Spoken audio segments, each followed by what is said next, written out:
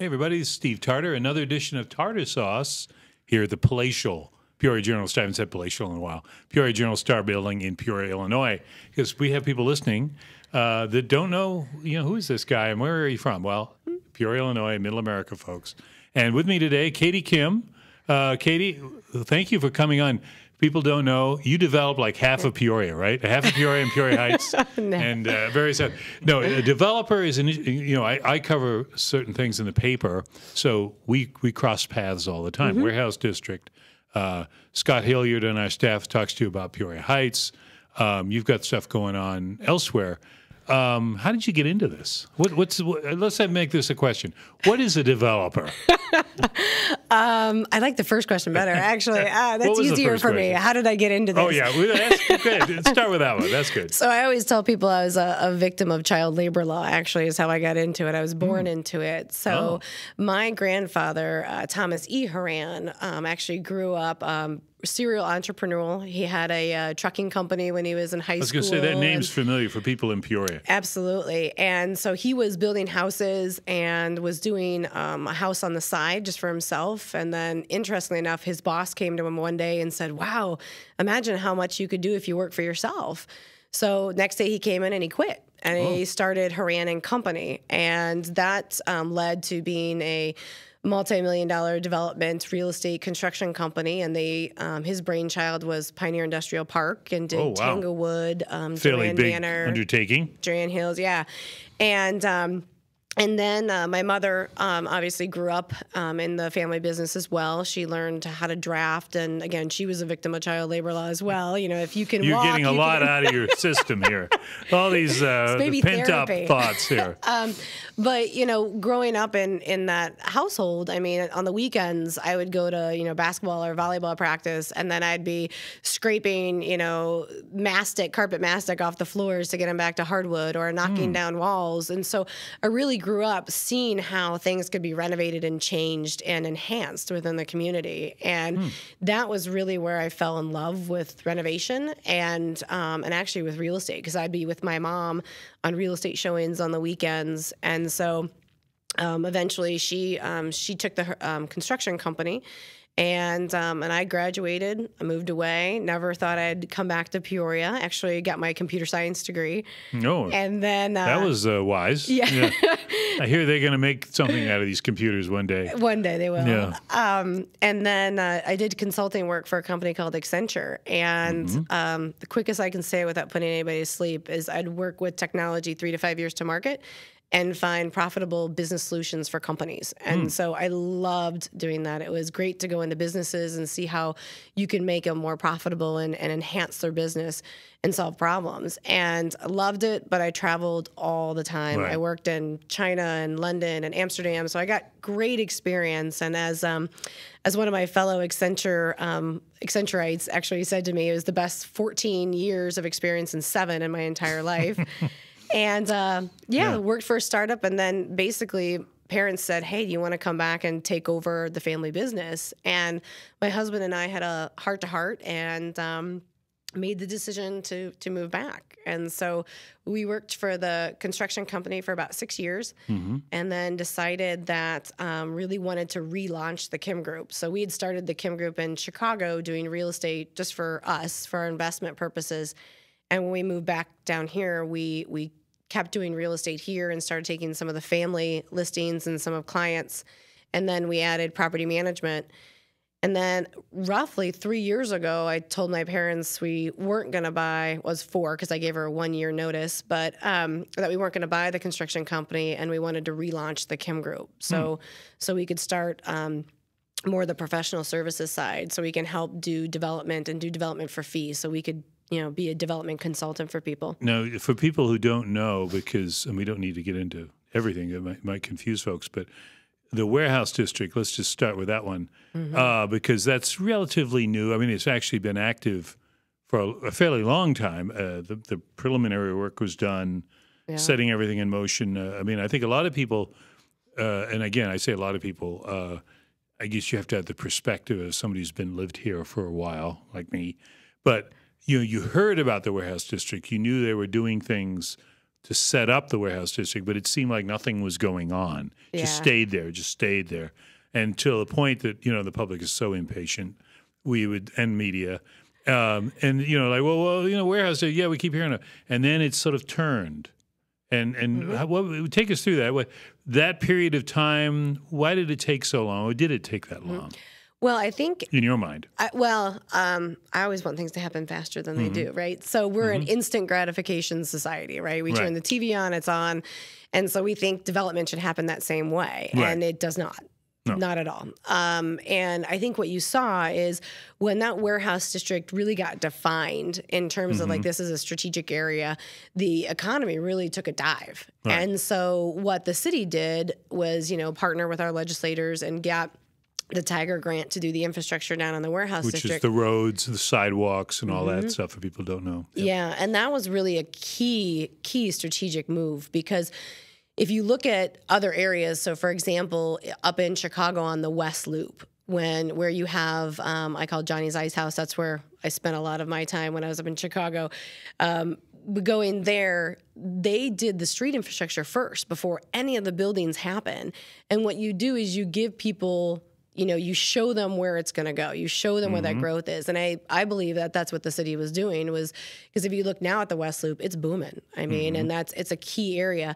And that's what's happening with Peoria's warehouse district. They got the infrastructure improvements there. So now you're telling people this is where we want you to go and to develop. And at that point in time, nothing was happening because of the economy, because of some downturns in the economy. However, there were a lot of people that saw those improvements and started those planning stages. And at that point, we got the historical tax credits. We got the River's Edge district, which then got the state historic tax credits, which really enabled us to have the economic tools to make these projects viable. And that's, for people who don't know, that River's Edge was Peoria and several other cities. It wasn't every place USA. Correct. Like Rockford has one. They capitalize on it. But because at that time, Illinois didn't have a state historic tax credit. So the federal historic tax credit is the 20%, and then the state's 25%. But what the district did was basically, again, the city came and created that district, hired a consultant, and so they basically said, you don't have to go and declare all these buildings historical. We'll do all that. We did that. Yeah. So it's fantastic. It cuts out, honestly, anywhere between 3 to 6 months of time. So it's huge. And so thank you, City. I have to give a plug there. That's good. City needs a little stroke every now and then. They don't get too many. Nope. Yep. And so, again, with the infrastructure improvements, the historical district, but what we found were there are not a lot of people that understood how to use the federal and the state historic tax credits. And our buildings were of an amount where we were kind of in the smaller allocation if you wanted to sell the tax credits, and not to get too much into the weeds, but that there's a smaller pool to choose from. And so it took a little bit longer to find the buyers as well. So now you have the delay of one, getting the property owners who have owned those properties for years, and they think, now that the city did the infrastructure and now I have this, tool of the historic tax credits, my property value went up 3 times overnight, which is incorrect for any of those property owners that are listing. Because really in real estate, if you don't put the value in or the sweat equity in, your property doesn't improve just because your neighbor increased their value, because somebody's got to go into your property and put that money in or put that investment in to get it up. Let's talk about an example, because you most recently, I think, spoke at the Downtown Development Commission meeting held on the block, which is your name for this project. Yeah. And I'll let you describe it. There's warehouse buildings that will be have been refurbished to hold wedding parties, corporate parties. We were sitting there at a meeting in one of the rooms. So the work is still going on, I think, in the ballroom. Yep. Is that right? Correct. So, but these are warehouse buildings, literally warehouse buildings used for storage and everything up until fairly recently, I think, wasn't it? Yes, actually, yeah. The block is actually located at 1009 Washington, and Michelle, who owns Venue Chiska, has The wedding party the thing. wedding party venue down there. We were in the Memphis room. And what was really cool, I found last week, WinPack actually used to operate out of there before they moved over to Pekin. And they just had their Christmas party there last week. Really? So I thought that was kind really of old home week for them. Yeah, they were like, came let's back. bring Now it it's back. all been fixed up. Yeah. Too bad you guys didn't do this. You could have had it stayed here. But and renovation is not for everybody. When you say like you should have done this, I mean it is not. It's not easy. You got to understand what you're dealing with. You take chances too, right? Oh, I always like the warehouses that are what I call gutted. Like you see everything because that's a better chance of having no surprises. But I mean, on every restoration project we've ever done, you get a surprise, at least one. I was with you, and this turned out to be a building you didn't pursue because others, the chic or chic building, I don't know which is right. I've heard both, but the building right across the street from the block. Yeah. And that was an interesting building because at the time we toured it, it was empty. I think it's been now, I think, slated for apartments or condos or something. Yep. Yeah, so Trevor purchased that building, and I believe he's looking at putting it into the chic or chic. I don't know which one he's using, lofts right now. Right. But, and I heard that at a previous meeting too. But you and I toured that. I think at the time you were looking at maybe bringing in somebody for that building. And that people need to know that sometimes everything you start you don't finish everything. You change direction or this isn't going to work. Yeah, because how we put together our projects is we bring investors into our projects. And with that project specifically, because we were up against the expiration of the state historical tax credits, our investors were getting leery as to can we get it done in time? Right. And really, that's one of the main things that killed that deal was the fact that we couldn't get it extended in a timely manner to keep everything moving. We had the usual slow motion legislation going on in Springfield. Well, thankfully, they took care of that. I have a question for you on the block.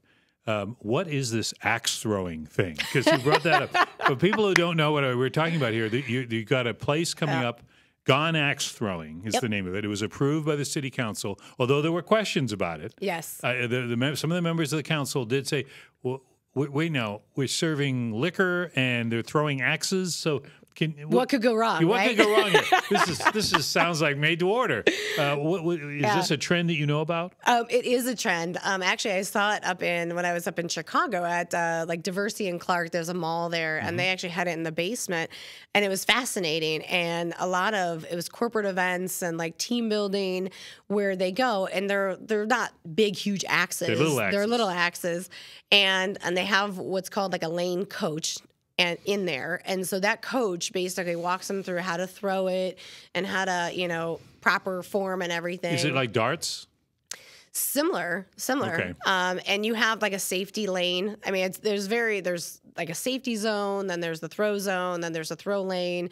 And then we've actually helped them create like a seating area even behind that. So a lot of safety precautions. Good. Lot of safety precautions. I don't think the council would have approved it without knowing some of this because it'd be like, no, we don't want to do that. But Peoria is going to do that, so that's good. Yep. And we'll see how that works out. And that's going to open when?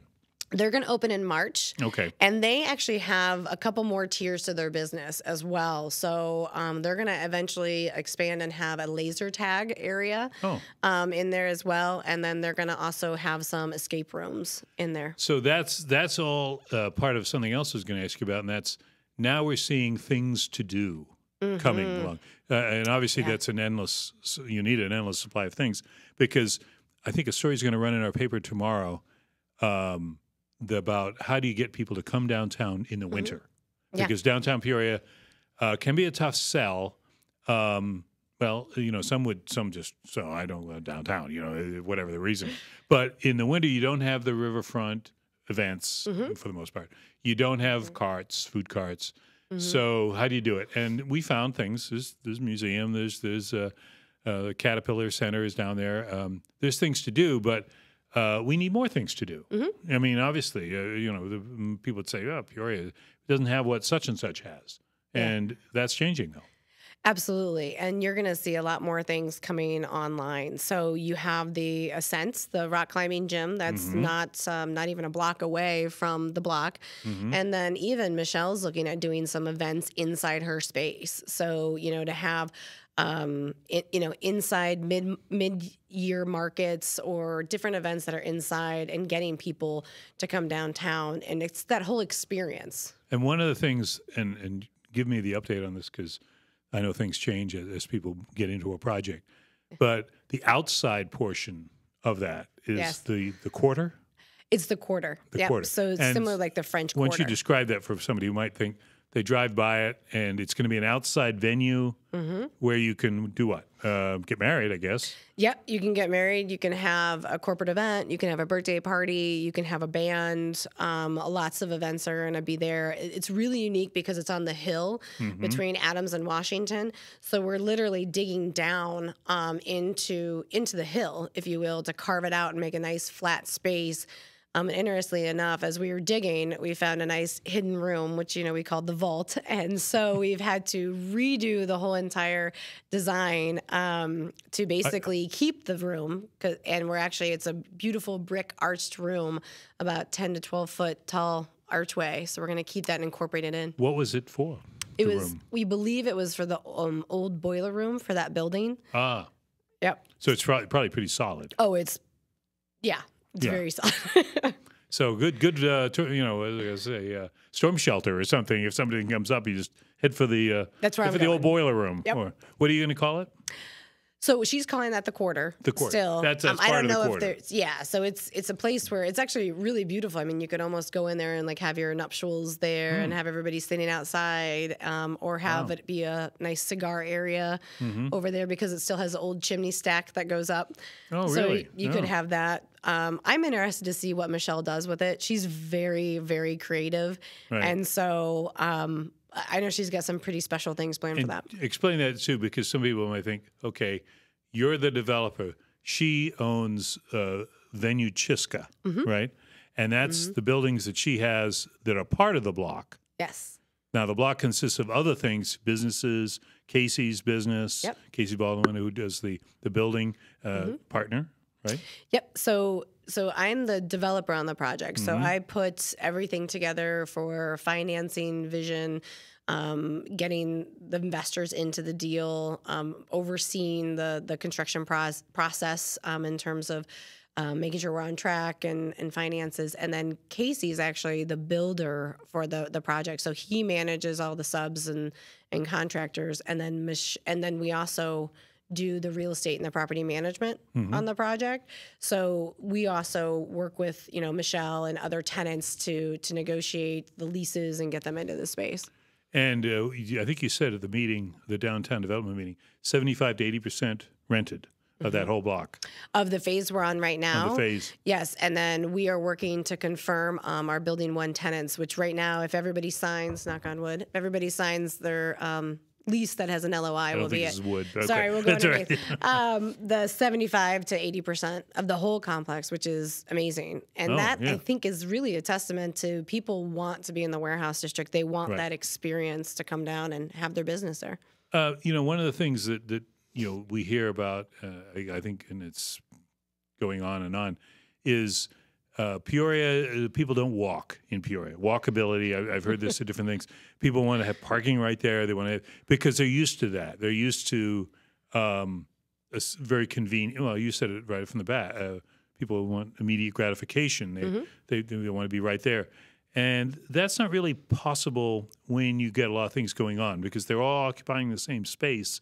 You're going to have to park somewhere else. I mean, we do that in Chicago routinely. Absolutely. Is that going to be a learning curve that Peorians are going to have to figure out, or what do you think? I think it's going to be a learning curve, but I also think it's a truth that people are telling themselves on one hand, because now I see even going to some of the fundraising events that people Uber because they don't want to worry about driving drunk. You're like, I don't want to worry about it, so they'll Uber to those events. And we do have a lot of parking lots in the warehouse district that what we're finding is, Sprinkman's is right across the street from us. We went over and had a conversation and call it old school, but we walked over, met our neighbor, had a conversation and, said, hey, could we use your parking when you're not?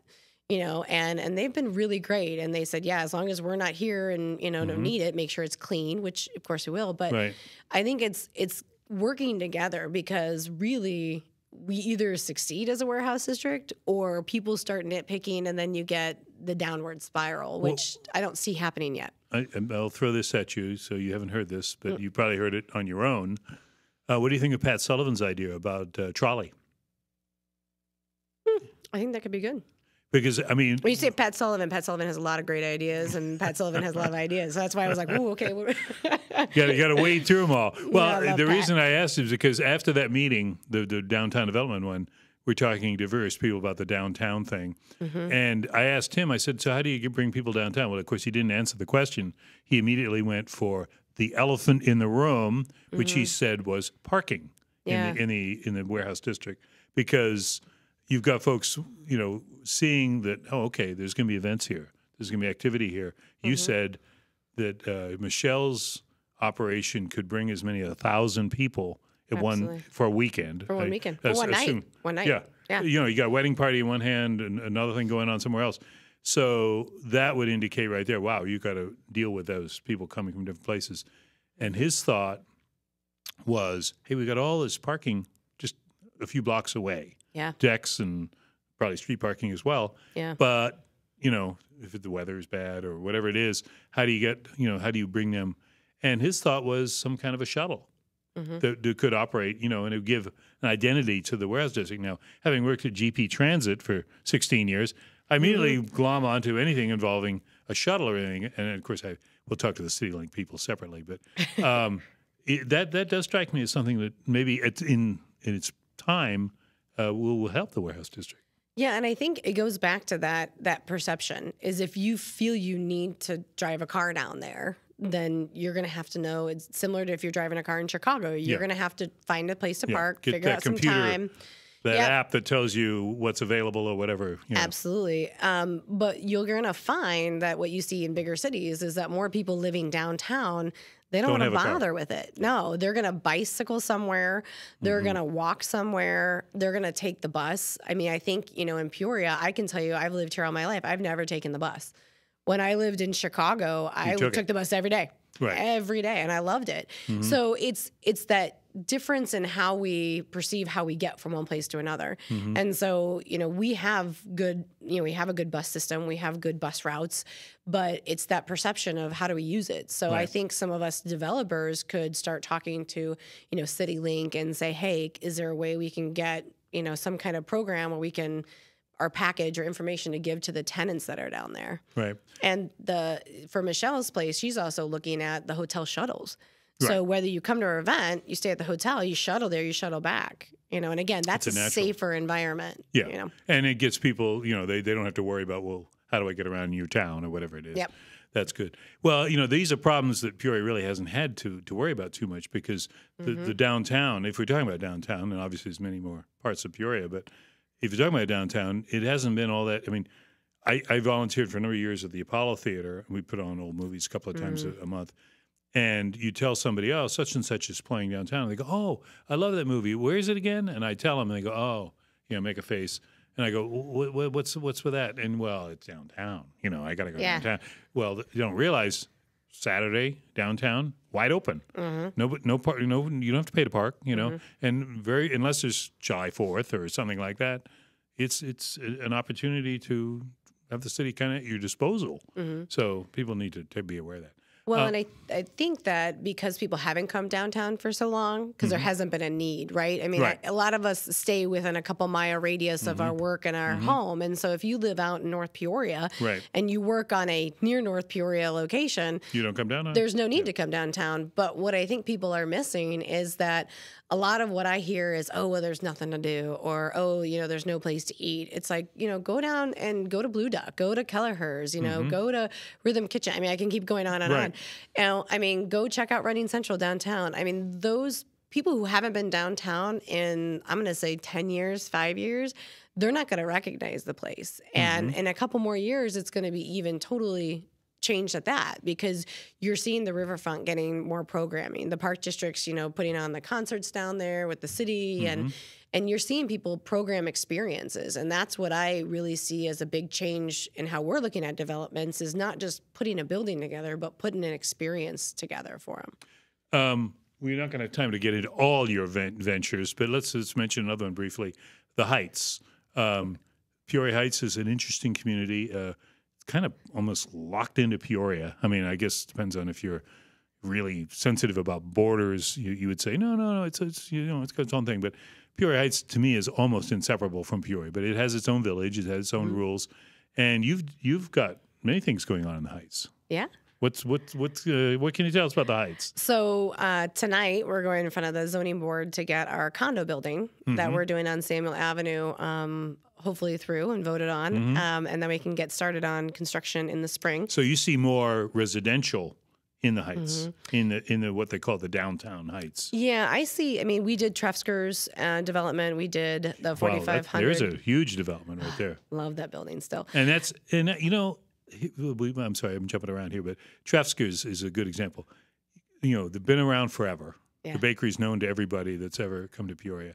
They were downtown, then they were at the Prospect location for many years. And you'd go by that Prospect, the little tiny little shop they had. There were always people in there. And then they moved to this huge, and you arranged it, this great place that used to be the bicycle factory? The Rouse Hazard. Yeah. Yep. A lot of history there. I think there were cars made there or near there? There were near there, but they weren't. Yeah, okay. It was a bicycle factory. So the bicycle factory, and I think it's associated with Gray Boy because Gray Boy used it a little bit. Yeah. And I thought, oh wait, that's way too much space. What are they doing?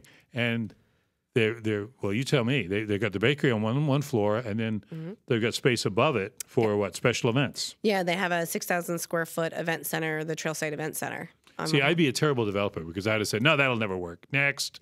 Well, Jeff and Martha, who own Trefsker's Bakery, actually have experience in catering. Okay. And so when we looked at, we have all this space, what do we do? It was a natural business for them, a spin-off, if you will, because they're already making the cakes, so now they can just take them upstairs.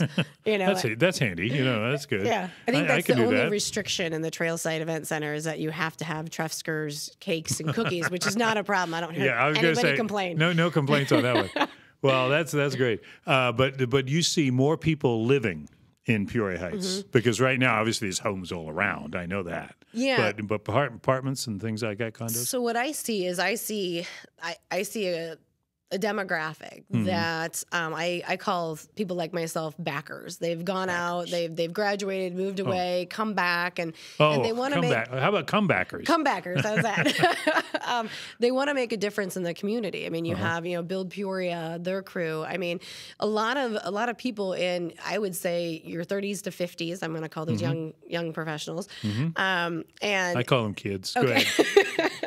That they want that experience. They want to just feel good and love where they live. And so I remember, my husband and I, we moved back from Chicago wanting to live in an urban environment. And we looked downtown, and this is, pre anything going on downtown, and we couldn't find anything we liked. And, then we moved out into the suburbs, and we found out we didn't like that. And so then that's really how the Samuel Avenue property came about, is we wanted to live in the Heights. We wanted to live where there was walkability. We both run, so we wanted to live close to the Rock Island Trail. Being able to go to the ice cream. I mean, Emac and Bolio's, I think we've increased our sales probably 20% with our kids. But, to walk to the restaurants and to have more walkability, to get out and not have to get in our car. So, we come home from work, we park the car, and we can walk anywhere. Right. And really, right now, at that point in time, the only place was the Heights.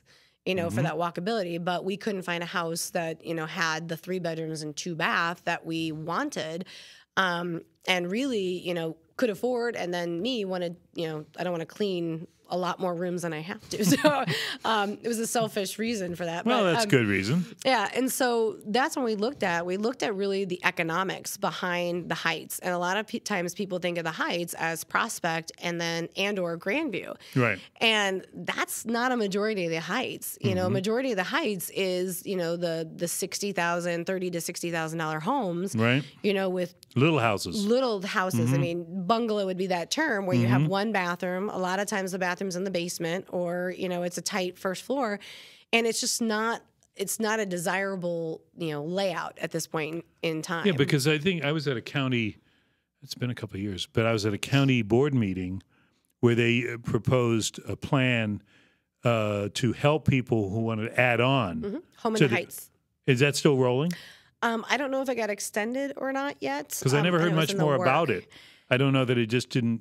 There were some things with the program that caused some barriers, but what we looked at is that program came out after we had started to think about the Samuel Avenue development, and what we saw on the real estate side is when you go to buy a house, you make the contract, you make the offer, your real estate agent should tell you what range the house would be, and then you have to go get an appraisal, right? Because the bank will only loan 80% of the appraised value. Okay. So if you want to buy a $120,000 house and the appraisal comes back at 100, and then you only get loaned on 80, you're in trouble. Now you got to make up 40 versus 20. And so what we found is you have to reset the comparables. You have to reset the market.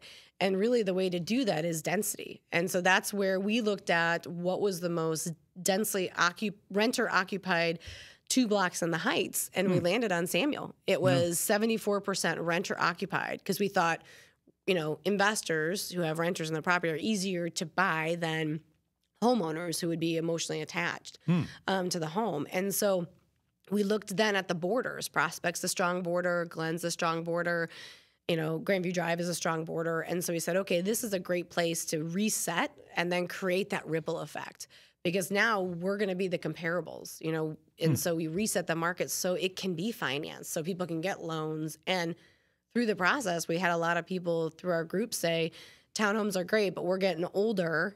And because we thought we were looking at a younger professional market, but we also found out a lot of the empty nesters are saying, hey, I live in Dunlap, and my kids are about ready to be done with high school. I want to live in the Heights. But again... And they're also looking like you. I don't need any extra rooms to clean if I don't have to.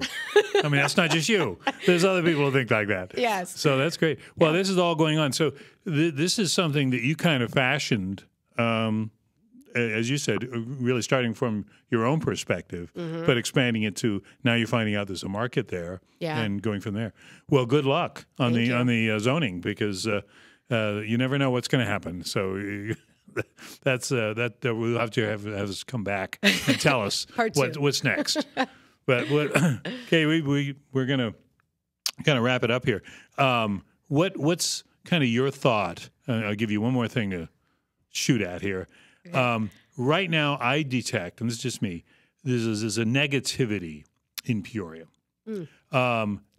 Maybe it's because I cover city council and there's been nothing but negatives there. You need to hang out with different people. Yeah, I know. I gotta do something else.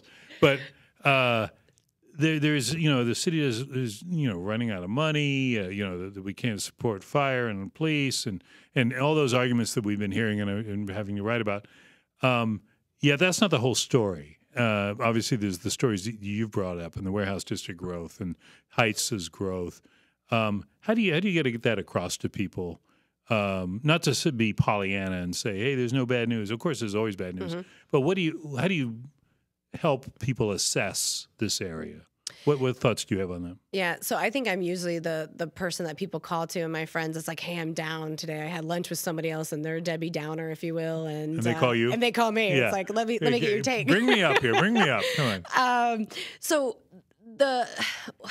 There's a lot of things you just said to tackle. Too much, probably.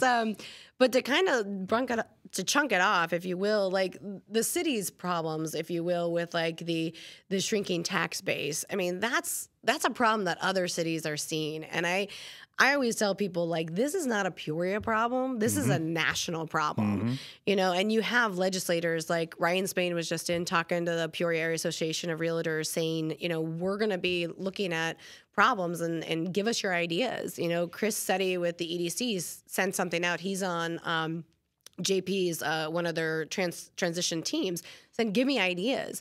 And so I always, you know, tell people when they're looking at those, oh, well, you know, this is going wrong, this is going wrong. It's not a Peoria problem. It's a national problem.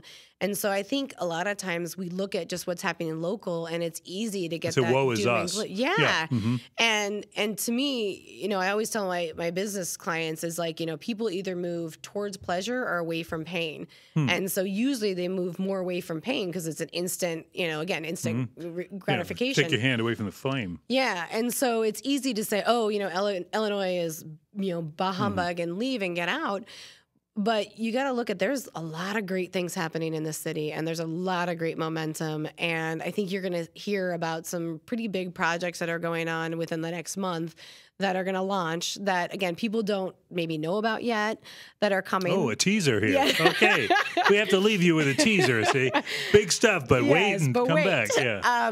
You know, and you see that. And I think it's wherever you live and whatever you do, it's what you make of it. And to me, if you're going to make it a doom and gloom situation, absolutely, it's going to stink for you. I mean, it's going to be horrible, and you should probably move.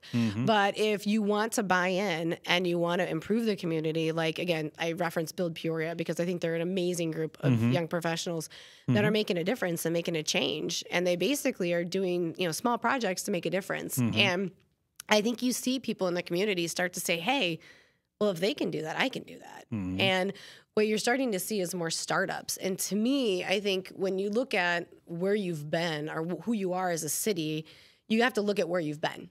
And so I look back at, you know, we used to have, you know, bootleggers, and we were just that. We were like small entrepreneur, like, economy before that was a thing. And before it was legal. Before it was legal, yeah. We're going to talk about that. And I think we need to get back to that. I mean, I think you see the small startup. I worked in tech. You know, I would take a train 1 hour one way to, you know, my work or client site, and then an hour back. That's 2 hours of my life every day that is just in traffic. And now that I have kids, there's no way I would go back to that. Right. That's a blessing people in Peoria sometimes take for granted. Absolutely. And yet I still go to Chicago for meetings. I'm on the Landmark Illinois board. I, you know, drive down to Bloomington, hop the train up to Chicago, work for 2 hours, there for the day, come back. I mean, we have probably one of the best locations for, I would say, for those young professionals, because we can get to those major cities. And again, with technology, anybody can work almost anywhere. And we have the quality of life. You know, I mean, I can get anywhere in Peoria. Cops, so hopefully you're not listening. Anywhere, like, you know, 10, 20 minutes. I'm going to say 20, but like 15 minutes, because we have, you know, we don't have bumper to bumper traffic that's back. And so I feel that people miss that aspect, but a lot of those people haven't lived somewhere else, so they haven't had the opportunity to experience something else. Yeah, just take a trip to any major city and you'll find that out. Yeah. Well, this is one reason why I'm bring on that autonomous vehicle, because you know, at least then you'd be a passenger. You wouldn't have to be driving it yourself when you get into these things. I keep telling my husband I'm going to be on the beta test for that, because if I could do something else when I'm driving. That'd be another show. We'll get you on that. All right, Katie Kim, a developer par excellence in Peoria area. I won't say just Peoria, because you're doing things here and there. You'll have to come back, because we just probably touched on a little bit of what you do. A lot of people know, but you gave us a little pep talk, and we needed that. So thank you for coming. Thanks for having me. And we'll thank Matt Dayhoff, who makes this possible to get out on the wire and have everyone see it. And we'll see you next time on Tarter Sauce.